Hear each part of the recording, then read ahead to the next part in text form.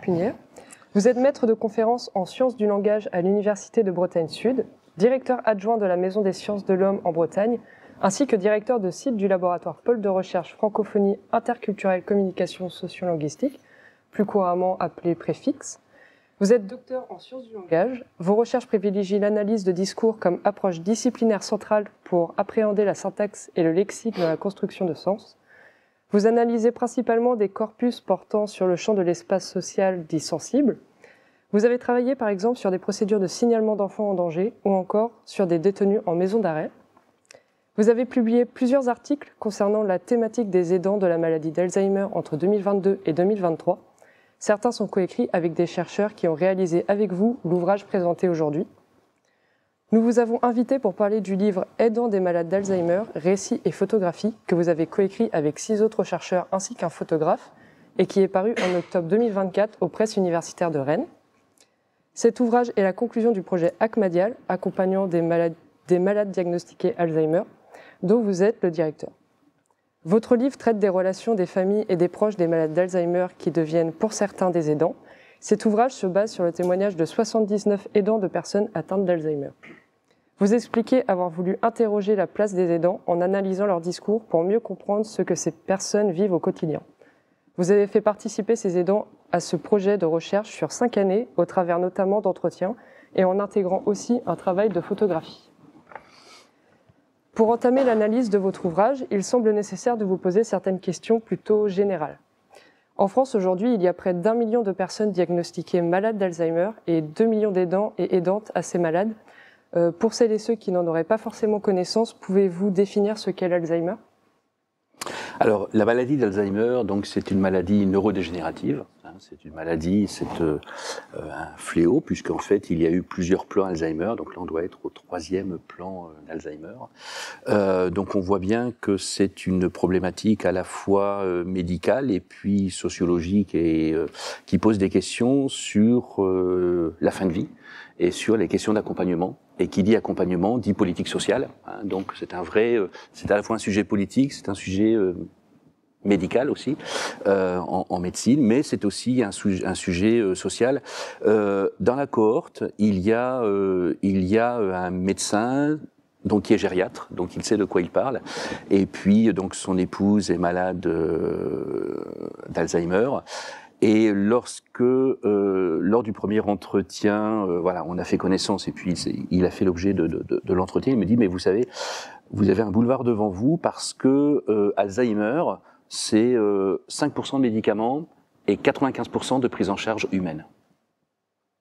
Et il me dit, mais voilà, les sciences humaines ont un boulevard devant elles parce qu'il faut questionner la question de la prise en charge et les questions de fin de vie en fait en France, parce que c'est une question qu'on ne se pose pas ou qu'on ne se pose peut-être pas assez ou qu'on se pose mal, tout simplement.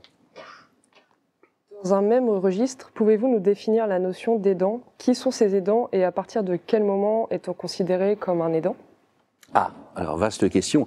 Donc l'aidant, c'est une personne qui apporte de l'aide à un proche. Alors le proche, ça peut être le conjoint, ça peut être un ami, ça peut être un parent, ça peut être un demi-frère, une demi-sœur. Mais c'est le fait d'apporter une aide à titre gracieux. Donc on ne se fait pas rémunérer, même si la loi maintenant permet d'être rémunéré pour être aidant. Donc on apporte une aide régulière dans les activités de la vie quotidienne. Alors les activités de la vie quotidienne, c'est par exemple gérer les rendez-vous médicaux, c'est se déplacer pour se rendre à un rendez-vous médical, c'est s'occuper de son proche dans les activités finalement les plus communes, les plus ordinaires de la vie. Alors là, je vois l'image. Enfin voilà, je pense que c'est la plus belle photographie que nous ayons. Mais enfin, je veux peut-être pas anticiper sur ce que vous allez dire. Donc, il y a pas de souci. Voilà, donc on a travaillé avec un photographe, mais on y reviendra peut-être tout à l'heure. Et donc, enfin, voilà, la photo qui est projetée ici, pour moi, c'est la plus belle photo parce que c'est la photo qui représente l'aidance. Elle représente l'aidance parce que je suis chez la personne, donc le monsieur est le malade d'Alzheimer. C'est une personne qui a à peu près 85 ans, bon, un peu trapu. Il a plus du tout de mémoire. Et puis, quand il se lève, là, il se lève de la sieste. Et puis, le seul plaisir qui lui reste, c'est finalement d'allumer sa cigarette après la sieste. Et en fait, on se rend compte que ce monsieur n'a plus les capacités d'allumer sa cigarette. Et en fait, c'est sa femme qui lui allume sa cigarette. Et en fait, l'aidance, pour moi, c'est ça. C'est-à-dire que c'est toutes les activités de la vie quotidienne qui est assurée par le proche et que la puissance publique ne pourra jamais assurer, parce qu'on ne pourra jamais, évidemment, payer quelqu'un pour venir allumer la cigarette de monsieur. En fait, être aidant, c'est ça. C'est finalement être en mesure de s'occuper de toutes les petites affaires. Et si vous regardez, en fait, dans une journée, il se passe beaucoup de petites choses. Eh bien, être aidant, c'est ça, finalement. Hein, c'est pas simplement se rendre accompagné à un rendez-vous médical, c'est faire l'objet d'énormément d'attention, mais c'est faire l'objet d'attention d'une manière permanente. Et donc, évidemment, il y a la question de la charge mentale, bon, sur laquelle on reviendra peut-être tout à l'heure. Mais voilà, la question de l'aidance, pour moi, elle est là. Et pour moi, c'est la plus belle photo qu'il y ait, que le photographe ait faite, parce que, voilà, cette vraie luminosité dans le visage du monsieur et le fait que ce soit madame, enfin son épouse, qui lui allume la cigarette, je trouve que c'est une photo qui est magnifique. Elle est dans le livre, hein, d'ailleurs.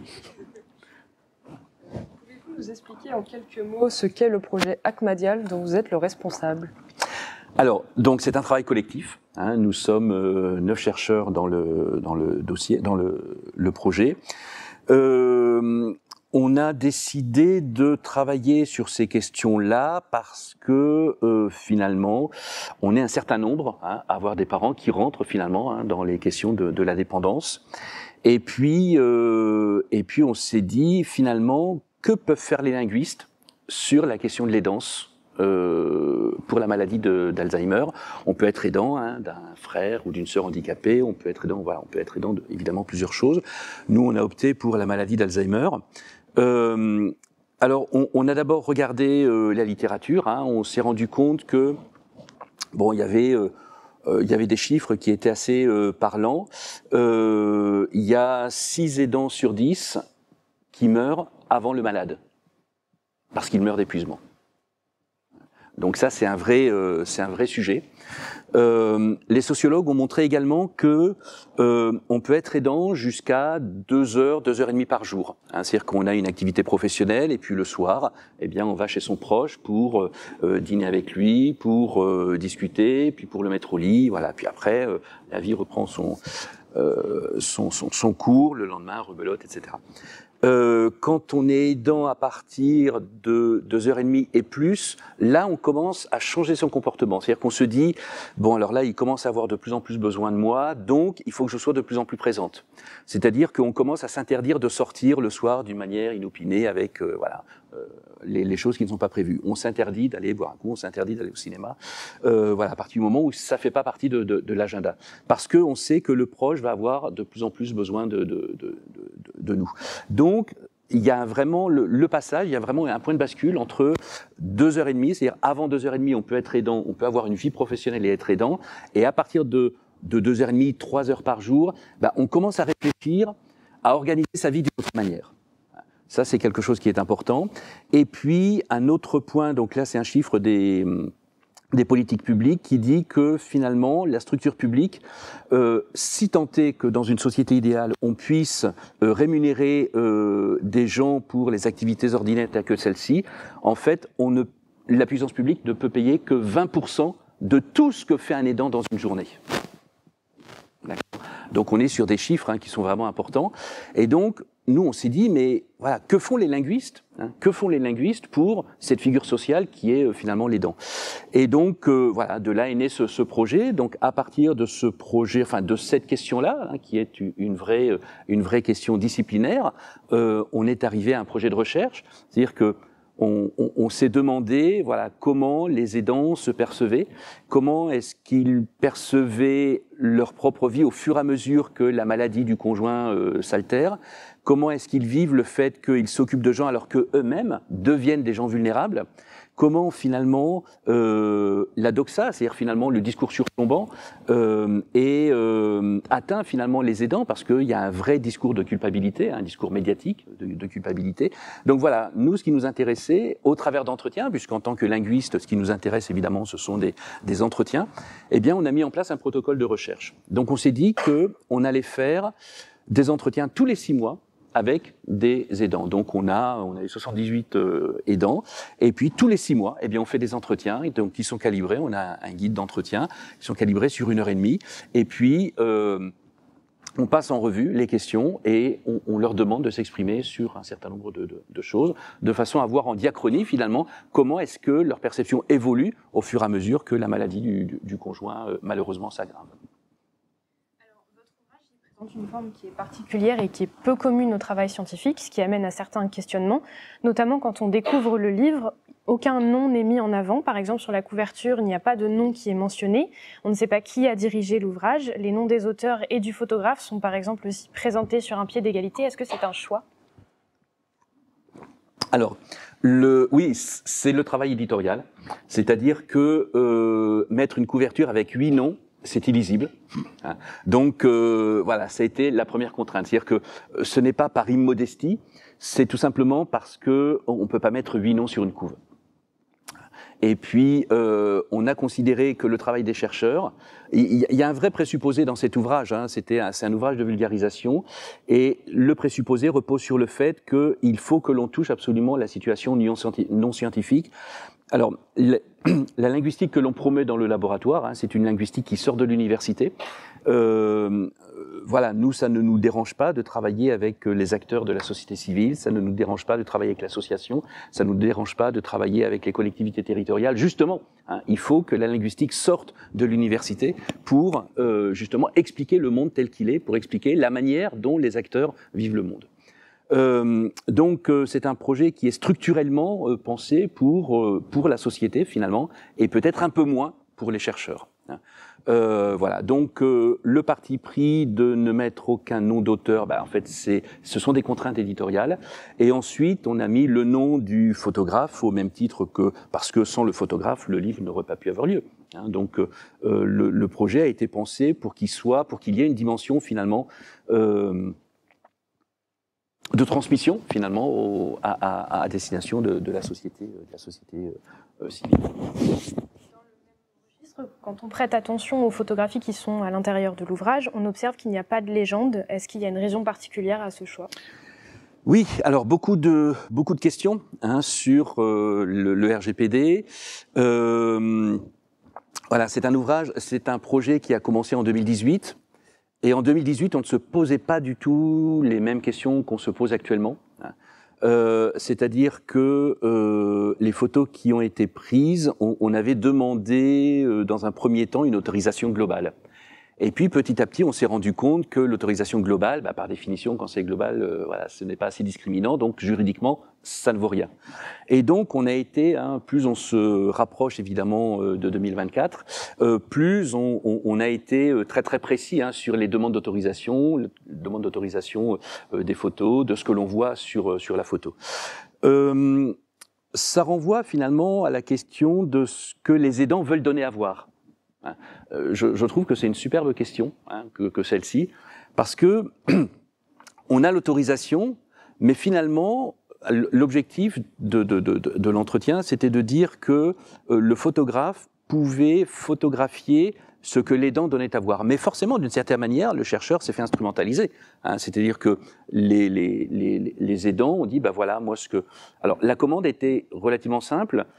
Je les avais contactés, je leur ai dit voilà, je vais venir avec un photographe chez vous. Est-ce que vous pouvez préparer quelque chose qui a été important pour vous? Alors ça peut être un espace dans votre maison, ça peut être un objet qui a été important pour vous. Voilà, il n'y a pas de bonne et de mauvaise réponse, mais ce qui est important, c'est que cet objet soit important dans votre rôle d'aidant et d'aidances. Et donc, les gens sont venus et puis ils ont préparé finalement des choses. Et ensuite, le photographe est venu Et puis, il n'avait pas un blanc-seing pour aller partout dans la maison. Hein. Il ne s'est promené évidemment que dans l'espace social, c'est-à-dire dans la salle à manger, dans la cuisine, là où on était reçu pour faire l'entretien. Ce qui veut dire qu'il y avait une sélection de ce que le photographe pouvait capturer. Et puis après, nous, ce qui nous intéressait, c'était le regard subjectif du photographe. Hein, autrement dit, comment lui, il perçoit cette question de l'aidance. Hein. Et là, moi, je trouve que c'est absolument fabuleux hein, d'avoir été en mesure de capturer ce moment-là. Moi, j'en aurais été évidemment incapable. Voilà. Donc après se pose la question de la paternité finalement des photos. Est-ce que les photos appartiennent à l'université? Est-ce qu'elles appartiennent encore au photographe? Est-ce qu'elles appartiennent à l'éditeur? Pourquoi est-ce qu'il n'y a pas de légende? Parce qu'en fait, les gens, ils peuvent donner leur autorisation. Alors, dans le protocole, on demandait toujours aux gens de nous donner un prénom, le prénom qu'ils souhaitaient, mais on conservait le genre, c'est-à-dire homme-femme, et puis on souhaitait conserver l'initiale du prénom civil. Hein, c'est-à-dire que voilà, lorsqu'on avait Françoise, eh bien Françoise pouvait devenir, je sais pas, Fabienne ou autre chose. Hein. Voilà, donc on a toujours pseudonymisé hein, finalement les entretiens de façon à ce que les gens ne puissent pas se reconnaître. Or, évidemment, ils se reconnaissent hein, puisque ils ont tous eu l'objet.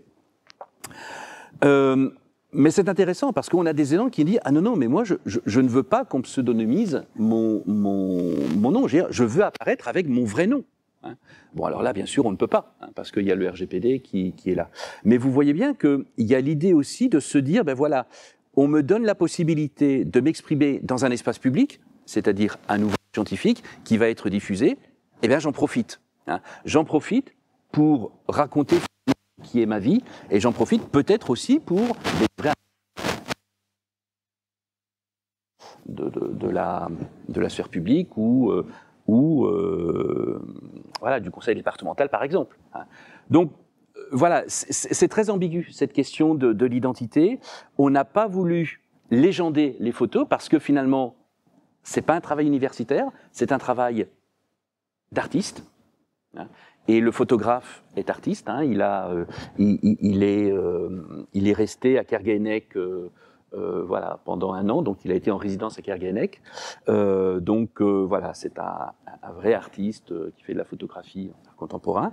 Donc voilà, on ne pouvait pas mettre une note de bas de page, c'était impossible. Hein, et on ne pouvait pas dire, bah voilà, photo d'une telle ou d'un tel. Mais c'était un vrai travail difficile parce que finalement, les gens se disent, mais voilà, moi je parle en tant que Madame X et j'assume ce que je vais dire. Et donc, je ne veux pas que vous modifiez mon identité. Parce que finalement, bah peut-être, alors après, c'est l'interprétation que moi j'en ai, on est invisible, on travaille dans l'ombre, et là, pour une fois, on nous donne la possibilité d'exister socialement. Donc, prenons ce droit-là. Ça n'a pas été simple à gérer, ce genre de... Alors, ce n'est pas des conflits, mais c'était des vrais moments de désaccord, hein, parce qu'ils voulaient vraiment exister en tant que... Madame une telle, et pas avec un pseudo.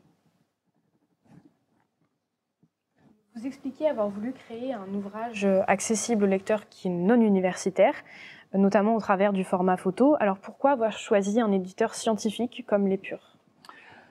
Parce que l'Épure s'adresse justement à tout le monde. Ça fait partie de la politique éditoriale menée par le directeur d'Épure. Il y a une collection qui s'adresse justement à tout le monde, donc une collection de 120 pages ou 130 pages, je crois, donc des petits formats. Voilà, l'objectif, c'est que, et je pense que c'est un petit peu une politique générale en France des presses universitaires, c'est que justement on sorte du carcan universitaire. Tout simplement, je pense que voilà, il faut multiplier les publics, et puis il y a aussi une dimension, voilà, il y a un modèle économique aussi derrière ça, c'est-à-dire que si on s'adresse qu'aux chercheurs, on vend peut-être moins d'ouvrages que lorsqu'on s'adresse au grand public. Le modèle économique est quand même un peu difficile actuellement dans l'édition. Donc voilà, l'Épure revendique le fait de s'ouvrir à la population ordinaire. Notre thème voilà, est structurellement pensé pour s'adresser finalement à la population non universitaire. Donc on s'est dit qu'il fallait y aller. Donc, vous l'avez déjà un peu mentionné précédemment, mais quels atouts peuvent avoir une collaboration entre photographes et chercheurs qu'est-ce que cette contribution permet-elle d'avoir au sein de vos recherches ? Je dirais une complémentarité. Alors, Ilèche, en fait, le photographe, a travaillé avec nous sur les 3 dernières années. Alors, dans un premier temps, alors je l'ai contacté, parce que j'avais repéré ses photos, en fait, à Kerguénec. Je l'ai appelé, je lui ai dit, voilà, je suis universitaire, on travaille actuellement sur un projet, puis voilà, j'aimerais qu'on se rencontre parce que j'ai vu vos photos, est-ce que un travail sur les danses vous intéresserait? Donc, on passe 1h30 au téléphone, après on se rencontre dans un café, et puis le lendemain, il me rappelle, il me dit, bon, oui, en fait, moi ça m'intéresse énormément, voilà, donc on travaille ensemble. Donc la première chose, il m'a dit, voilà, il faut que je lise ce que vous avez écrit. Bon, alors je ne sais pas si vous avez déjà lu des écrits de linguistique, hein, c'est quand même un peu rugueux parfois. Donc il dit, j'ai rien compris. Hein, bon, je ne vais pas lui dire c'est normal, mais bon. Et donc finalement, il a appris un petit peu à voir la manière dont on travaille. Et puis nous, finalement, on n'avait jamais travaillé avec un photographe. C'est pas forcément simple. C'est pas forcément simple. C'est pas forcément simple parce que lui, il a une vision finalement très esthétisante de les danses. Et nous, on a aussi une vision universitaire. Donc à un moment, il a fallu que les deux chemins se rencontrent. Et c'était pas simple, et notamment au niveau de la mise en place du livre. Voilà, ça a été une vraie négociation entre les universitaires, l'éditeur et puis le photographe. Alors, pour la toute petite histoire, voilà, l'équipe aurait préféré évidemment que ce soit cette photo-là qui soit la photo de couve. Bon, simplement, la direction des Purs a dit non, désolé, on peut pas, tout simplement parce qu'il y a la cigarette. Et donc, si on met la cigarette en première de couve, on va avoir tout le lobby des tabacs et anti-tabac sur le dos, et le bouquin ne se vendra pas.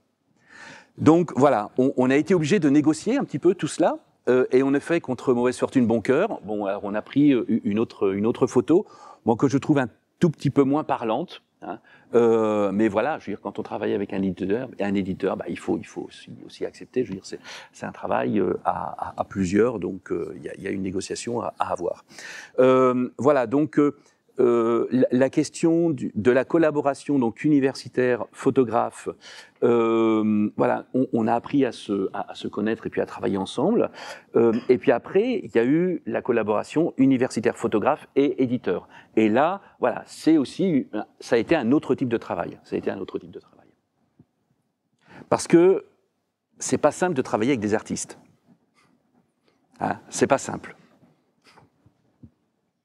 Alors concernant le témoignage des aidants, ça constitue la principale source de vos recherches et vous avez fait le choix d'un mode de restitution qui est particulier. Est-ce que vous pouvez nous expliquer lequel et pourquoi? Oui, donc cet ouvrage, c'est un recueil finalement entre... Alors, finalement, qu'est-ce qui reste d'universitaire dans le livre? Finalement, on est sur l'attirail et on est sur le rubricage du livre qui reste universitaire. Le reste, c'est finalement du verbatim, c'est-à-dire finalement ce que disent les gens, et puis la photographie. Alors, sur le verbatim, je pourrais évidemment vous en parler pendant des heures. C'est toujours très difficile de transcrire du discours oral. Parce qu'il y a énormément d'anticipation, de reprises, d'amorces, et c'est illisible. Quand on lit finalement de l'oral qui a été changé de format, c'est-à-dire écrit, c'est très difficile à lire, à comprendre, parce que justement il y a énormément de phénomènes de reprise.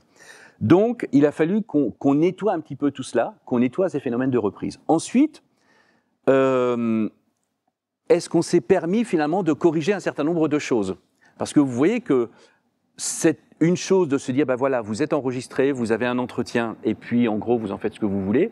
Et puis ensuite, voir le bouquin à la FNAC, ouvrir le bouquin à la FNAC, et puis se dire, ah oui, alors, c'est moi qui ai dit ça. Vous voyez, entre ce que l'on dit, ce que l'on accepte de dire, et puis finalement, le fait de voir ce que l'on a dit dans l'ouvrage, c'est pas du tout la même chose. C'est pas du tout la même chose.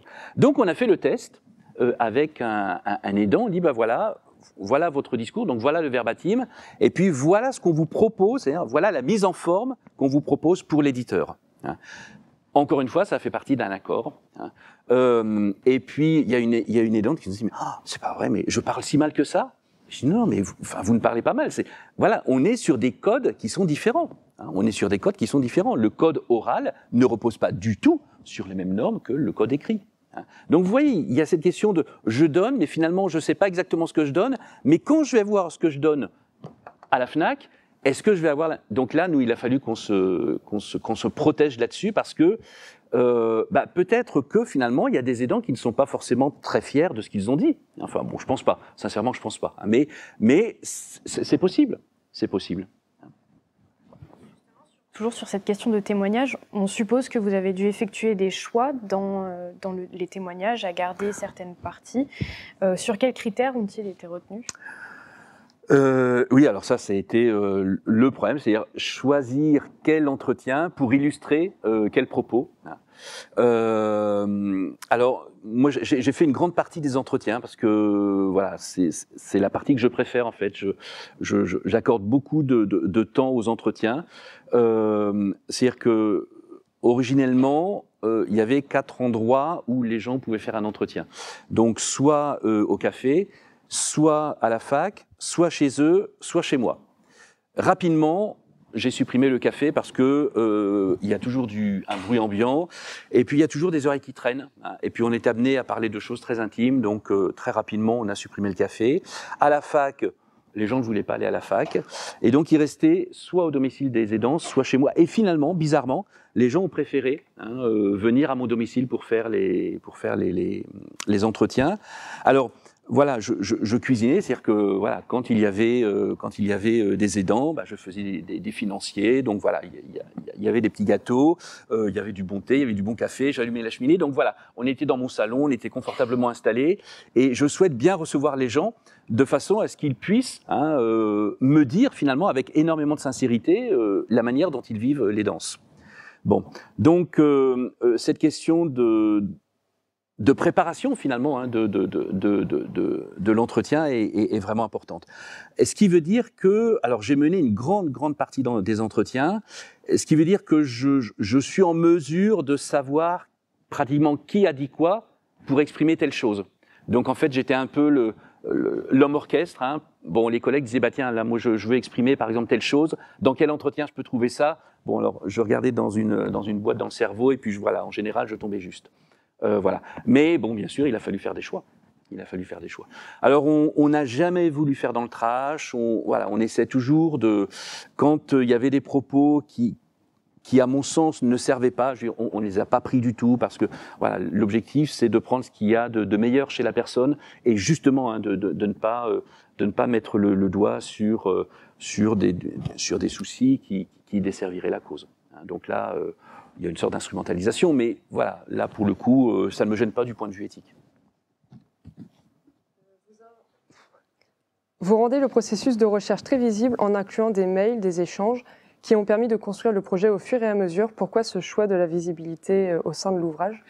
Eh bien en fait, on s'est rendu compte que, alors c'est ça qui est magique en fait dans un projet de sciences humaines et sociales, c'est que finalement le projet, on ne sait jamais ce que va devenir le projet avant évidemment qu'il ne soit arrivé à son terme. On n'a jamais pensé que ce projet allait devenir finalement d'une certaine manière un projet collaboratif. Et puis finalement il l'est devenu. C'est-à-dire que les aidants se sont appropriés le projet de recherche. Alors dans l'ouvrage, je ne sais plus quelle page je sais, vous avez un graphe, vous avez une carte mentale. Lorsque lorsque nous sommes allés chez les aidants, la plupart nous ont dit voilà, on a préparé un petit truc voilà, pour que vous puissiez le photographier. Et puis on a 3 sœurs qui nous ont dit écoutez, chez nous, enfin voilà, on est dans une maison ordinaire, voilà, on n'a pas grand-chose à vous montrer. Par contre, si vous le souhaitez, on peut vous préparer une carte mentale. C'est-à-dire qu'on va réfléchir, on est 3 sœurs, on va réfléchir à la manière dont chacune de nous vit d'une manière différente la question de l'aidance. Et donc dans l'ouvrage, je ne sais pas, on peut revoir, je ne sais plus où elle est cette carte mentale, mais elle est dans l'ouvrage. Et donc elles se sont mises autour de la table, et puis elles ont essayé de voir finalement la manière dont Voilà, exactement. Donc la manière dont finalement elles ont matérialisé par des flèches hein, les relations finalement d'opposition, les relations contradictoires par exemple avec le corps médical, les émotions qu'elles ont ressenties, des émotions évidemment contradictoires. Donc là c'était finalement une période avant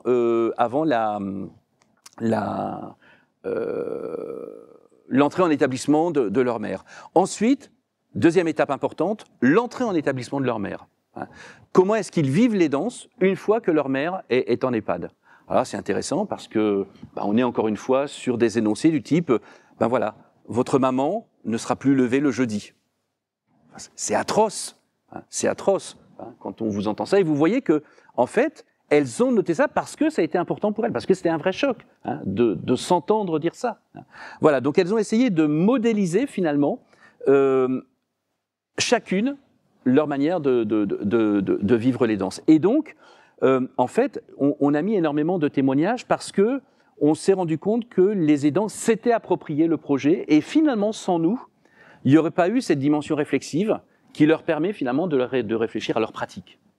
Donc ça, c'est vraiment important. Je veux dire, le projet n'avait pas été initialement prévu pour être un projet finalement collaboratif, pour un projet participatif, mais finalement, il est devenu. Parce que les aidants sont allés largement au-delà de ce que je leur avais demandé, c'est-à-dire tout simplement répondre à une question. Il y a une aidante qui m'a inscrit sur le groupe WhatsApp de ses proches. Bon, alors c'est-à-dire que je suis au courant de tous les échanges avec ses copains, ses copines, ses enfants, etc. Avec une question clé, à un moment, donc voilà, pour faire court, cette dame regarde à la télé, donc c'était le reportage Santé à la Une, non pas Santé à la Une, le reportage sur la 5, le reportage médical, le programme médical sur la 5. Santé à la Une, non, France 5, santé quelque chose, avec Dancos et puis... comment ? Magazine de la santé, voilà, le magazine de la santé. Donc elle regarde le magazine de la santé et puis elle voit que finalement, il y a une forme de promotion d'un groupe hôtelier en Tunisie, qui est spécialisé sur finalement la manière d'accueillir des Français avec un revenu, disons, moyen, pour finalement vivre aussi bien que possible la question d'Alzheimer. Donc c'est un service hôtelier 4 étoiles avec piscine et surtout avec du personnel 24 heures sur 24. Donc il y avait 3 personnes médicales qui entouraient évidemment le malade. Donc elle voit cette pub-là puis elle me dit: Monsieur Puner-Saavedra, qu'est-ce que vous en pensez? Est-ce que je dois amener mon mari? Je lui ai dit: écoutez, voilà. Donc vous êtes un petit peu gêné quand vous avez ce type de questions. Je dis: écoutez, voilà, est-ce que vous en avez parlé à votre fils? Il dit: oui, j'en ai parlé à mon fils, et puis il est d'accord. Je dis: vous, est-ce que vous pensez que c'est bien pour votre mari? Oui, parce qu'en fait, bon, alors, petite précision, il était dans un EHPAD en Bretagne, il était victime de maltraitance, et il payait 3 200 € par mois. Bon. Et donc, je dis: écoutez, si votre fils est d'accord, si vous considérez que c'est bien pour votre mari, si quelque part vous avez les moyens, allez voir, et puis allez tester, puis après prenez votre décision. Donc elle y est allée, elle est revenue enchantée, et puis finalement elle a sauté le pas. Elle a sauté le pas, donc elle a amené son mari en Tunisie, et donc elle passait 3 mois en Tunisie avec lui. Elle revenait 3 semaines en Bretagne, elle passait 3 mois en Tunisie, et donc elle avait organisé sa vie, finalement, grâce à ce groupe hôtelier pour lequel elle payait 2100 € avec une prise en charge médicale extraordinaire, 24 heures sur 24. D'accord ? Bon, donc c'est courageux, évidemment, mais vous voyez bien que là, le rôle du chercheur, voilà, on n'est plus sur l'image du chercheur dans son amphi, donc, vous voyez bien qu'entre 2018 et puis 2024, eh bien, j'ai eu énormément d'entretiens, je connais l'intimité de la famille, et puis finalement, pour certains, je suis quelqu'un d'important, je suis un proche, voilà. Et donc, par exemple, il y a une famille qui, tous les ans, m'envoie une carte de bonne année avec la photo de la famille. Voilà. Donc, il y a une forme de proximité. Et c'est vrai que là, je pense que le projet a été une bonne chose. C'est que finalement, c'est devenu un vrai projet participatif qui n'avait pas du tout été pensé au préalable, mais qui a très très bien fonctionné parce que les aidants, finalement, se sont appropriés le projet. Et je pense que c'est peut-être ça, c'est-à-dire que si on donnait la possibilité aux aidants de ne plus être des invisibles, mais justement d'exister alors au travers de projets de recherche, au travers de milliers de choses, eh bien, ça aiderait peut-être à diminuer cette charge mentale et puis aussi quelque part à se sentir valorisé, à se dire voilà, je ne suis pas aidant, je suis Madame X. Et un des éléments qui sont importants, c'est de considérer que beaucoup d'aidants ne se reconnaissent pas derrière la désignation d'aidant.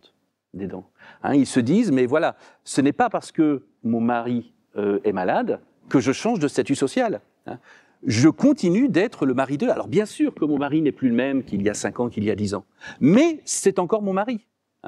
Et dans l'espace public, à partir du moment où la maladie est arrivée, eh bien je deviens mécaniquement aidante.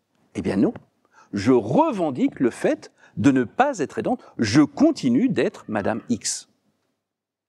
Donc ça, c'est très important. C'est-à-dire que nous, ce qui nous intéresse, un aussi des objectifs de ce projet, c'était de voir finalement la différence entre le discours surplombant, c'est-à-dire le discours de culpabilité, tout ce que charrie finalement la maladie d'Alzheimer.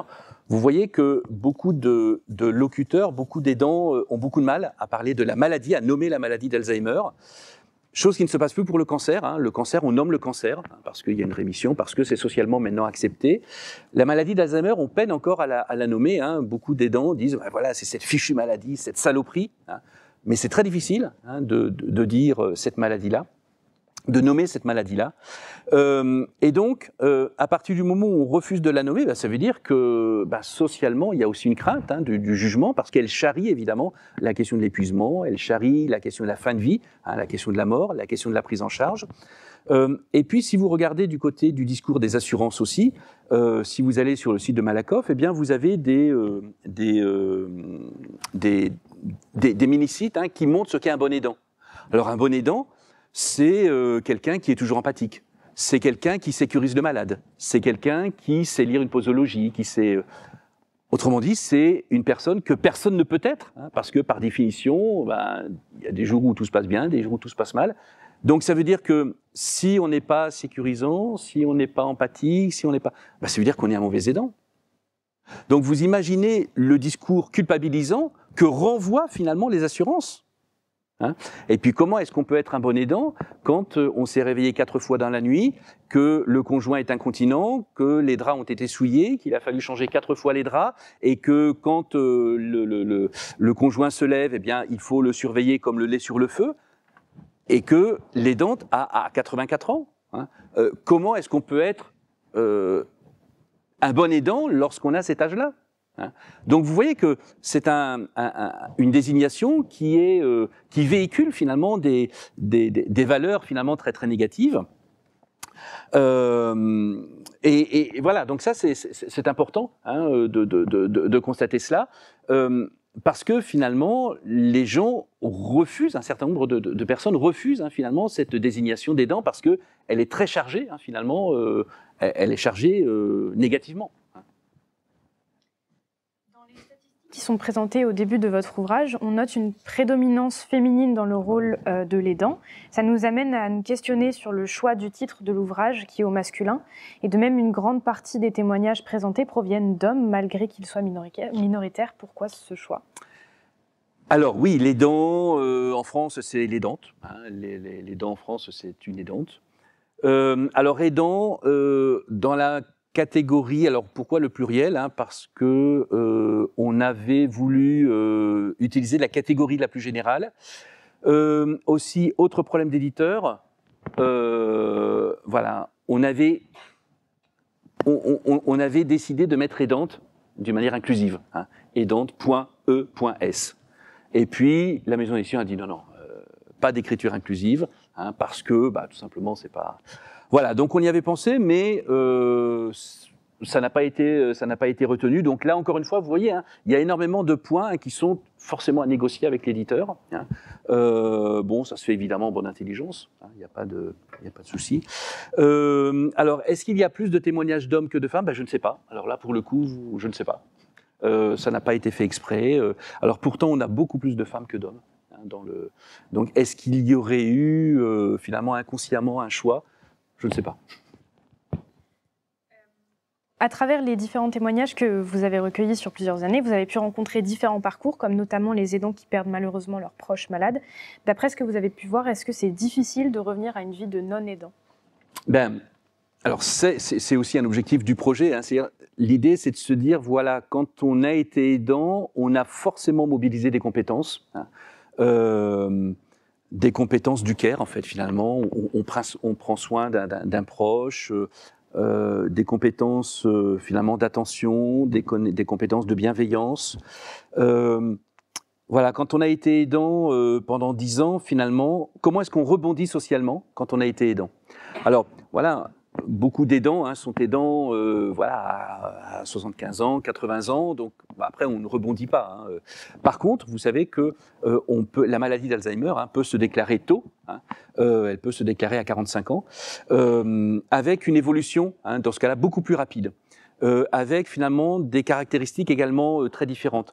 Quand la maladie d'Alzheimer se déclare jeune, vers 45 ans, eh bien, elle se manifeste par beaucoup d'agressivité.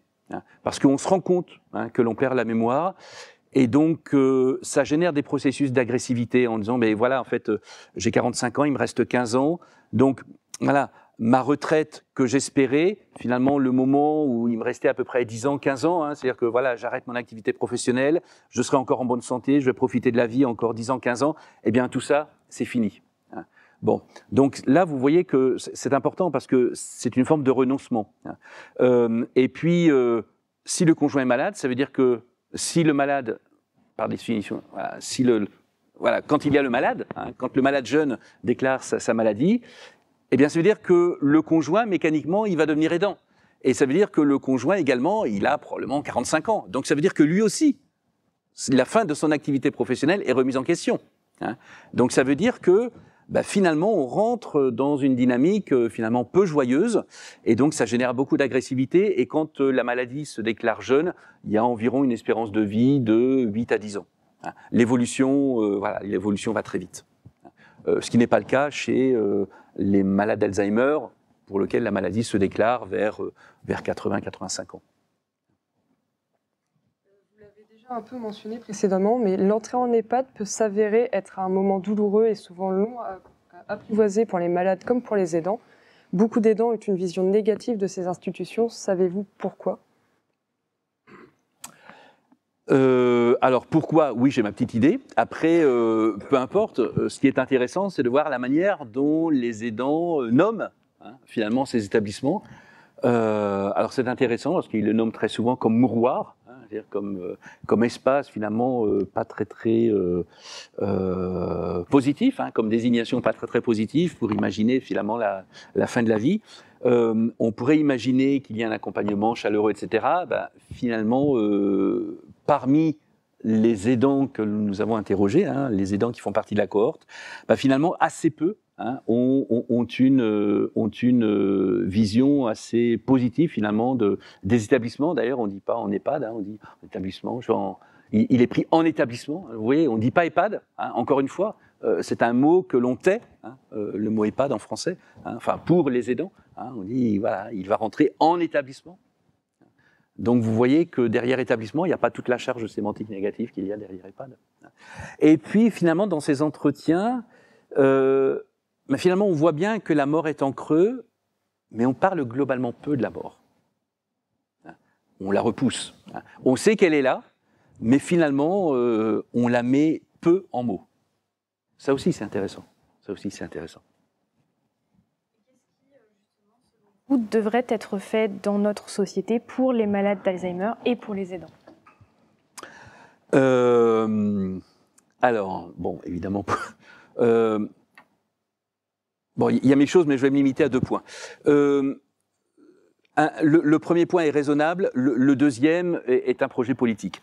Le premier point raisonnable porte sur le fait que, attention, hein, l'aidance existe depuis la loi de 2015, hein, c'est-à-dire la loi sur le vieillissement. C'est-à-dire qu'il n'y a que 10 ans que la question de l'aidance existe socialement. D'accord ? On peut quand même se dire qu'en 10 ans, on a parcouru du chemin. On a fait des choses. Il existe des choses.